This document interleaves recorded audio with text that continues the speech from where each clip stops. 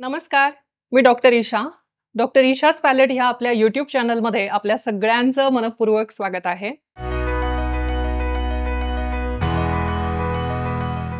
Doctor मला खूप acidity होते. हे माझ्याकडे येणाऱ्या मी तर म्हणते 90% लोकांचं म्हणणं असतं, कंप्लेंट असते.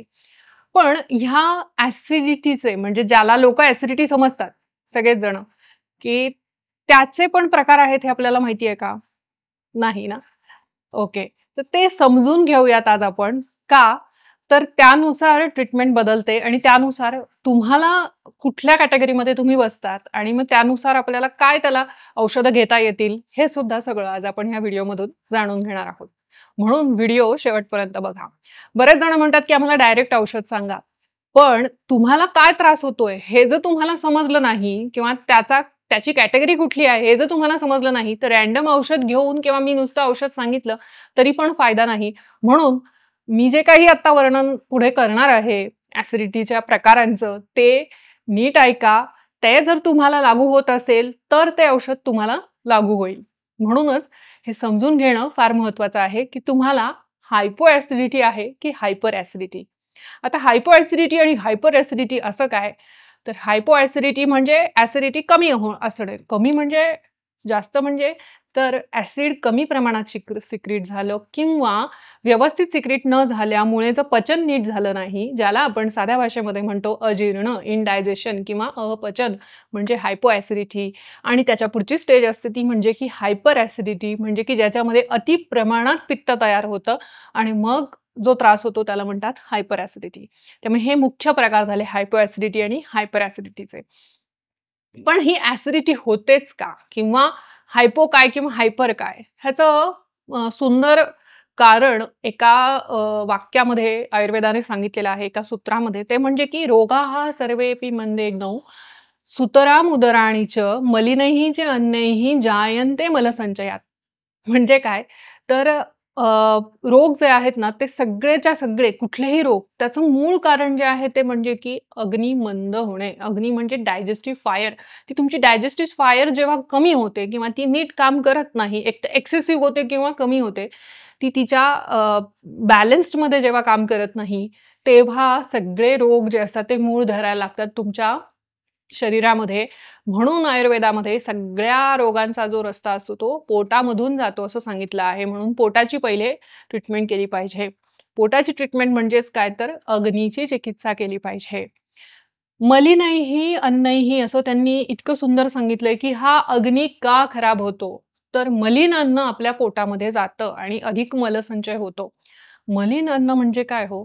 खराब अन्न. आता तुम्ही विचार करा, आपण जे काही खातो त्याचा सगळ्यात पहिल्यांदा डायरेक्ट कॉन्टॅक्ट कुठे येतो? तो म्हणजे पहिल्यांदा जठरामध्ये, ज्याला स्टमक किंवा आमाशय असं म्हणतात आणि पुढे जाऊन तुमच्या आतड्यांमध्ये लहान आतडे, मग मोठे आतडे ह्यांच्यावर त्याचा डायरेक्ट इम्पॅक्ट होतो. पहिले अन्न गेल्यानंतर ते लिव्हरमध्ये गेलं, डायरेक्ट किडनीत गेलं, डायरेक्ट हार्टमध्ये गेलं असं होत नाही. पण सगळ्यात पहिले ते कुठे जातं? तर अशा प्रकारे तुमच्या पचन संस्थेमध्ये जातं. म्हणजेच आपल्या पोटामध्ये आपण जे काही घेतोय, त्याचा चांगला आणि वाईट परिणाम सगळ्यात पहिल्यांदा कशावर होणार आहे?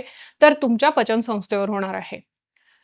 आता एक घर असतं, ते खूप हसतं-खेळतं असं कुटुंब आहे असं समजा आणि त्याच्यामध्ये एक एकदम रागीट, भांडकुदळ आणि असा तापट माणूस येतो. त्या घराचं वातावरणच कलुषित होऊन जातो. हो, एकदम चांगले-चांगले हसणं-खेळणारी माणसं पण एकदम एक तर घाबरून जातात किंवा एकदम अग्रेसिव्ह होतात आणि त्याला बाहेर काढायला बघतात घरातून. हो की नाही? म्हणून आपल्या पोटात आणि गोटात कोणाकोणाला घ्यायचं बद्दल आपण कायम दक्ष असलं पाहिजे. तसं घरात कोणाला घ्यायचं किंवा आपल्या ग्रुपमध्ये कोणाला घ्यायचं याबद्दल आपण दक्ष असतो बरं का.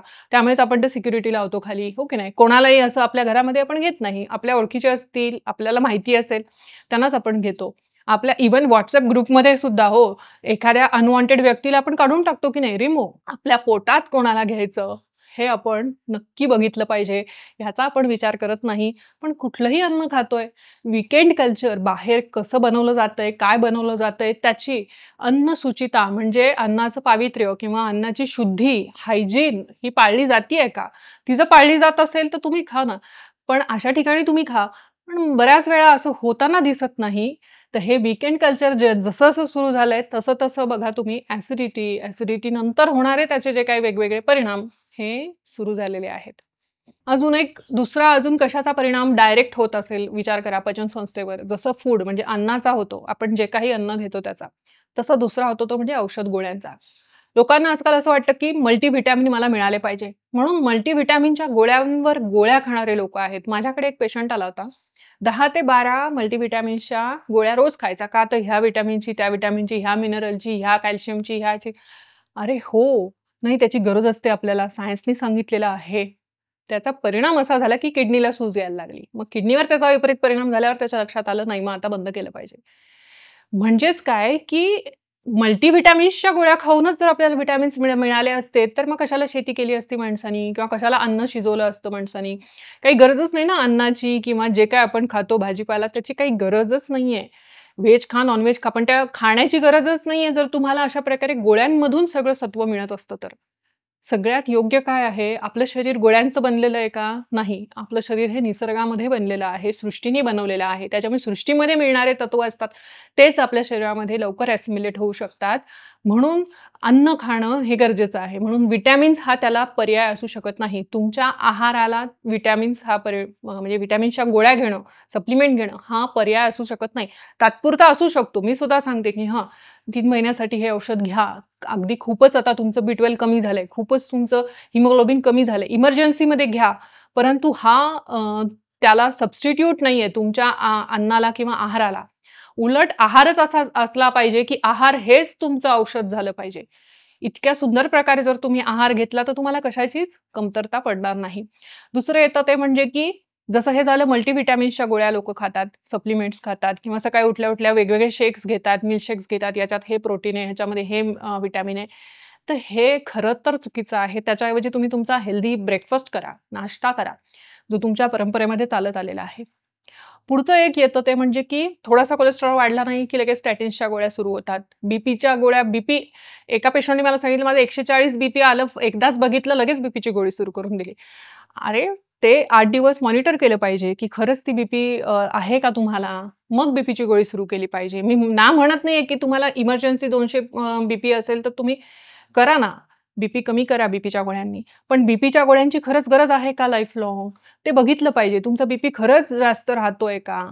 मॉनिटर करून मग विचारपूर्वक गोळ्या सुरू केल्या पाहिजे. पण आजकाल तसं बऱ्याच वेळा होताना दिसत नाही. अँटासिड लोकं थोडंसं ॲसिडिटी झाली की अँटासिड घेतात. ताप आला की लगेच तापाच्या गोळ्या, अँटिबायोटिक्स म्हणजे ह्यांचा जो आपल्या सगळ्यात पहिल्यांदा मारा जो होतो तो आपल्या पोटावर होतो. पचनसंस्थेवर त्याचा परिणाम होत असतो. आता मी जसं सांगितलं, की ॲसिडिटीचे प्रकार आहेत, तर ते कुठले-कुठले? तर आयुर्वेद सांगतं अजीर्ण आणि मग येतं आम्लपित्त. या अजीर्णाचे सुद्धा खूप छान प्रकार सांगितलेत हां. वातामुळे होणारं विषटब्धाजीर्ण, कफामुळे होणारं आमाजीर्ण, पित्तामुळे होणारं विदग्धाजीर्ण. आता हे सगळं काय आहे? हे मी नीट समजून सांगते. ते तुम्हाला किती कोरिलेट होईल ते बघा हं. तर ज्यांना वातामुळे अजीर्ण होतं, अजीर्णाचा अर्थ काय? की अपचन. म्हणजे हायपो ॲसिडिटी असं ज्याला आधुनिक शास्त्र सांगतं किंवा इंडायजेशन. तर ह्याच्यामध्ये जे वातामुळे जे अजीर्ण होतं, ज्याला विषटब्धाजीर्ण म्हणतात, त्याची काय-काय लक्षणं असतात? तर ज्यांना पोटामध्ये जे पेशंट्स असं सांगतात ना, की ज्यांना पोटामध्ये खूप गॅसेस होतात, पोट डबडबणे किंवा खूप जास्त खालून गॅसेस बाहेर पडणे किंवा वरूनही ढेकरा येणे. त्याचबरोबर मळ नीट साफ न होणे किंवा अडखळत होणे किंवा त्याच्या मळाचे खडे होणे, हे सगळं जो प्रकार आहे आणि भूक जी असते ती विषम असते. काही जण म्हणतात, की मला ना कधी भूक लागते, कधी नाही लागत. आणि त्याबरोबर हे सगळी लक्षणं असतात गॅसेस वगैरे. ते टिपिकल वातामुळे होणारं अजीर्ण आहे, ज्याला विषटब्धाजीर्ण असं म्हणतात. पुढचं येतं ते म्हणजे, की पित्तामुळे होणारं अजीर्ण, ज्याला विदग्धाजीर्ण असं म्हटलेलं आहे. तर विदग्धाजीर्ण म्हणजे काय, की ज्याच्यामध्ये दाह होतो. पित्त हे काय आहे, की उष्ण आहे. त्याच्यामुळे जे लोकं अशी कंप्लेंट करतात ना, की मॅडम मला आंबट पाणी येतं किंवा ढेकर येते आंबट आणि जे पण ढेकऱ्या येतात त्याला करपट, आंबट असा वास असतो. त्याचबरोबर छातीमध्ये जळजळ होतो, दाह होतो अंगाचा आणि टेंडरनेस हे एक विशेष लक्षण असतं त्याच्यामध्ये, की दाबलं की दुखतं. तुमचं पोट आहे ते दाबलं की दुखतं. वातामध्ये सुद्धा दुखतं, पण पित्तामधला जो टेंडरनेस असतो तो वेगळ्या प्रकारचा असतो. जेव्हा तुम्ही पोट चेक करता त्यावेळेस ते तुम्हाला कळतं आम्हाला डॉक्टरांना. तर हे जे असतं ना, हे विदग्धाधीर्ण असतं, की जे विशेषतः जे पेशंट कंप्लेंट करतात, की आंबट पाणी घशाशी येणं आणि जळजळ होणं. ही जी लक्षणं आहेत, ही पित्तामुळे होणारं अजीर्ण आहे. आणि तिसरं येतं ते म्हणजे की कफामुळे होणारं अजीर्ण, त्याला आमाजीर्ण असं नाव आहे. तर कफामुळे जे अजीर्ण होतं त्याच्यामध्ये काय असतं, की खूप जास्त जडपणा असतो, की जेवण केल्यानंतर मला जडपणा असतो. असं बरेच पेशंट सांगतात, की म्हणजे एक तर भूक कमी लागते आणि खावेसं वाटत नाही आणि जरी खाल्लं तरी सुद्धा जड-जड वाटतं. असं वाटतं, की आता हे पचलंच नाही आहे. नंतर अंगामध्ये सगळीकडे जडपणा असतो. कधी-कधी सूज वगैरे सुद्धा असते आणि जे साफ होतं ते असं चिकट वगैरे संडास होऊ शकते बऱ्याच पेशंट्समध्ये. तर असं जे अजीर्ण आहे ना, ते कफामुळे होणारं अजीर्ण आहे. मग हे का समजून घेणं गरजेचं आहे? तर त्यानुसारच तुमची औषधं वेगवेगळी किंवा ट्रीटमेंट ही बदलत असणार आहे. आता ह्या अजीर्णाच्या पुढची जी स्टेज असते ती म्हणजे हायपर ॲसिडिटी. ज्याला आम्लपित्त म्हणतात किंवा तुम्ही ज्याला खऱ्या अर्थाने ॲसिडिटी असं ज्याला म्हणू शकतो आपण. ही अजीर्णाच्या स्टेजमध्येच बरेच पेशंट्स असतात आणि ते म्हणतात ना साध्या भाषेमध्ये, "मला ॲसिडिटीचा त्रास होतो" असंच म्हणतात. पण ते ओळखणं गरजेचं आहे, की हे खरे अजीर्ण आहेत, की ही हायपर ॲसिडिटी आहे. मग हायपर ॲसिडिटीचे पण बरेच प्रकार आहेत. त्याच्यामध्ये एपीडी येतो म्हणजे ॲसिड पेप्टिक डिसऑर्डर येतो किंवा जीईआरडी आहे म्हणजे गॅस्ट्रोइंटेस्टायनल रिफ्लक्स डिसीज आहे किंवा अजून एक येतो म्हणजे की हायटस हर्निया. तर ह्या सगळ्यांमध्ये काय असतं, की हायपर ॲसिडिटी ज्याला आपण अम्लपित्त जे म्हणतो, त्याच्यामध्ये आंबट पाणी तोंडामध्ये येणं आणि नॉशिया होणं आणि उलटी म्हणजे मळमळ होऊन उलटी होणं आणि उलटी झाल्यानंतर बरं वाटणं. बऱ्याच वेळा दाह जास्त प्रमाणामध्ये होणं, म्हणजे जास्तीमध्ये छातीमध्ये जळजळ जास्त प्रमाणामध्ये होणं. म्हणजे थोडक्यात तुम्ही ही जी मी आदिरणाची लक्षणं सांगितली ना अपचनाची, ती जेव्हा तुम्ही एक्स्ट्रीम इमॅजिन कराल, तेव्हा त्याचं जे रूपांतर आहे ते ॲसिडिटीमध्ये होतं. बरेच पेशंट बॉर्डर लाईनवर असतात. म्हणजे आता अजीर्ण त्यांचं पुढे जाऊन आता ॲसिडिटीत रूपांतर होणार, त्याच्या बॉर्डरवर असतात. तर ह्या सगळ्यामध्ये अर्थातच ट्रीट करायला सोपं काय असेल, तर अजीर्ण असेल. कारण ती पहिली स्टेज आहे. अम्लपित्त हे बऱ्याच वेळा ट्रीट करणं हे मुश्किल होऊन जातं. म्हणजे म्हणायला इतकं सोपं नाही आहे ओमीची गोळी घेणं, पॅन्डीची गोळी घेणं हे सोपं आहे. पण ते मुळापासून बरं होत नाही. त्या गोळीचा इफेक्ट संपला, की ते पुन्हा होतं. असं जे अम्लपित्त असतं ते खऱ्या अर्थाने ती हायपर ॲसिडिटी होते. म्हणून बरेच पेशंट त्याच्यावर डिपेंडंट झालेले आपल्याला आढळतात. रोज एक ओमीची गोळी घेणारे असतात. रोज पॅन्डीची गोळी घेणारे लोकं असतात. त्याशिवाय त्यांचं पानं चालत नाही म्हणजे चालूच शकत नाही. त्यांना खाताच येणार नाही. इतकं पित्त त्यांना होत असतं. पुढे जो हायटस हर्निया नावाचा जो प्रकार आहे ना, त्याच्यामध्ये हायटस हर्निया म्हणजे काय आहे, की जो छातीच्या आणि उदराच्या गुहेमधला जो मध्ये एक पडदा असतो, ज्याला डायफ्राम असं म्हणतात. तो मसलचा बनलेला असतो. त्याच्यामधून इसोफेगस ही पास होत असते. म्हणजे आपली जी अन्ननलिका असते ती पास होते आणि मग ती उदरगुहेमध्ये जाते. तर तिथून जो जठराचा जो भाग असतो, तो वर यायला लागतो हळू त्याला हायटस हर्निया म्हणतात. तर हे ॲक्चुअली कशामुळे होतं? ही सर्जिकल कंडिशन आहे असं म्हणतात. पण खरं तर सर्जरी ही त्याला कायमचं सोल्युशन नाहीये, हे लक्षात घ्या. कारण हा होत का असतो हायटिस हर्निया? कायम तिथे प्रेशर, कायम गॅसेस होणे, डिस्टेन्शन होणे, कायम तिथे ॲसिडिटी म्हणजे जास्त प्रमाणात ॲसिड तयार होणे, कायम उलट्या होणे, मळमळ होणे. तर हायपर ॲसिडिटीमुळे त्या जठराचं जे आहे तिथे लॅक्सिटी येते आणि मग तो तयार होतो, तो म्हणजे हायटिस हर्निया. आणि म्हणून त्याला ॲसिडिटी ट्रीट करणे हे त्याचा उपाय आहे. तुम्ही सर्जरीने तर ठीक कराल, पण ॲसिडिटी जर ठीक नाही झाली, तर पुन्हा ते होणारच आहे. त्यामुळे त्याच्या पण स्टेजेस असतात. त्यानुसार ह्याच्यामध्ये शस्त्रक्रिया करायची का हे औषधांनी बरं होईल, हे सुद्धा आपल्याला ठरवता येतं. आणि शस्त्रक्रिया केल्यानंतर सुद्धा हायटिस हर्नियामध्ये ॲसिडिटी ट्रीट करणं मुळापासून हे सगळ्यात मोठं चॅलेंजिंग काम असतं. मग आता ह्या सगळ्या अजीर्णांमध्ये औषधं मी काय-काय देते, तर अजीर्ण किंवा आम्लपित्त हा जो आजार आहे, त्याच्यामध्ये आपण आपला डाळिंब केशर योग म्हणून मी आपलं औषध आहे, ते मी कायम रेकमेंड करत असते पेशंट्सना. तर डाळिंब केशर योग आणि पित्तसारक चूर्ण म्हणून औषध आहे ते आपलं, ते दोन्ही पण मी रेकमेंड करते. डाळिंब केसर योग हा तिन्ही प्रकारच्या म्हणजे मी तुम्हाला जे सांगितलं ना, वातामुळे, पित्तामुळे, कफामुळे होणारं अजीर्ण ह्या सगळ्यांमध्ये चालतो. परंतु ज्यांना पित्तामुळे अजीर्ण झालेलं असतं म्हणजे जळजळ वगैरे असते ना, अशांनी हा डाळिंब केशर योग हा जर डाळिंबाच्या रसातून जर घेतला तर अजून जास्त फायदा होतो किंवा मनुक्यांच्या सोबत जो घेतला तर तो जास्त फायदा करतो. ज्यांना वातामुळे आणि कफामुळे जे होणारं अजीर्ण आहे, जे मी आधी त्याची लक्षणं वर्णन केली, अशा प्रकारचं असेल गॅसेस वगैरे होणं किंवा भूक न लागणं वगैरे अशा प्रकारचं अजीर्ण असेल, त्यांनी हा डाळिंब केशरी योग हा तुपातून घ्यायचा आहे. कसा घ्यायचा आहे? तर पाव-पाव चमचा फक्त तुपातून घेतलाय. It's a powerful disaster. खूप छान प्रकारे ह्याच्यामध्ये सगळे जे आपले मसाल्यांचे वेगवेगळे पदार्थ, लवणांचे म्हणजे लवण म्हणजे मिठाचे जे वेगवेगळे अष्टवर्ग सांगितला मिठाचा, त्याचे ह्याच्यामध्ये समावेश केलेला आहे. त्यामुळे हे खूप सुंदर काम करतं. त्याचबरोबर पित्तसारक नावाचं जे औषध आहे, पित्तसारक योग, तो तुम्ही रात्रीच्या वेळेस अर्धा चमचा ते 1 चमचा म्हणजे जर तुमचा कोठा खूप जड असेल, तर तुम्ही 1 चमचा घ्या. अदरवाईज ज्यांचा कोठा जड नाहीये जास्त, त्यांनी अर्धा चमचा हे पित्तसारक योग हा घेतला पाहिजे. तर त्याच्यानी पित्ताचं म्हणजे जेवणाचं पित्ताची जी निर्मिती आहे ना, ती पण व्यवस्थित होते. त्याच्यामुळे पचन नीट होतं. पचन नीट होऊन मल नीट तयार होतो आणि मल नीट तयार होऊन त्याचं सारण म्हणजे सारक म्हणजे काय, की ते व्यवस्थित बाहेर पडणं, हे काम सुद्धा खूप छान प्रकारे होतं. म्हणजे अशा प्रकारे ह्या 2 औषधांनीच अजीर्णामध्ये खूप सुंदर आपल्याला काम करता येतं.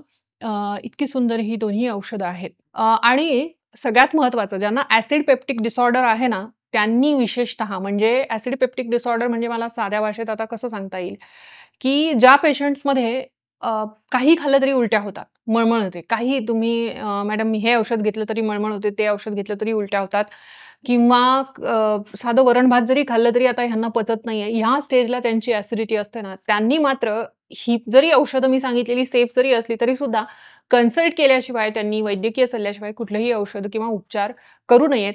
त्याचं कारण काय आहे, की त्यांच्यामध्ये सेन्सिटिव्हिटी इतकी वाढलेली असते ना, की काहीही वापरा त्यांना त्रास होतो. काहीही वापरा त्यांना ॲसिडिटी किंवा उलटी होऊ शकते. म्हणून अजीर्णाचे जे पेशंट आहेत, मी जे तुम्हाला आधी जी लक्षणं सांगितली, त्यांनीही बिंदास घ्या. त्याच्यासाठी ही सेफ आहेत. काही प्रॉब्लेम नाहीये. परंतु त्याच्या पुढच्या ज्या स्टेज असतात ना, ज्याच्यामध्ये इरिटेशन खूप असतं आणि उलट्या जास्त प्रमाणामध्ये असतात. काहीही आलं की पित्त आंबट पडतं. अशा लोकांनी मात्र कुठलीही ट्रीटमेंट करताना वैद्यकीय सल्ला घेणं फार गरजेचं असतं. मॅडम तुम्ही स्वतः वैद्य आहात, मग तुम्ही असं का सांगतात? कारण मी पेशंट बघितलं नाहीये ना. इंडिव्हिज्युअल पेशंट बघितल्याशिवाय मी सुद्धा तेव्हा डिटेलमध्ये नुसतं व्हिडिओमध्ये सांगू शकत नाही. म्हणून मला हे सांगणं गरजेचं आहे.